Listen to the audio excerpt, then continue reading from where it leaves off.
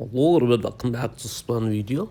Today we're going to talk about how to create Snapchat group on your iPhone and Android phone. So guys, let's get started without wasting any time. First of all guys, what you have to do is just open up Snapchat here and then tap your on chat and then tap your on edit icon.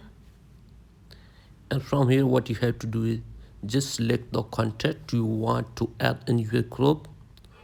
So keep in mind that you can select only 100 members and make sure that the members you are adding into your group are your friends. So select from here, and then after that what you have to do is just here in the edit icon you can type your group name, like I'm writing this one. So after you have selected and give your name, what you have to do is just tap here on create group and your group will be created. So that was it for today's video. If the video is helpful, please like to subscribe to the channel. Thanks for watching.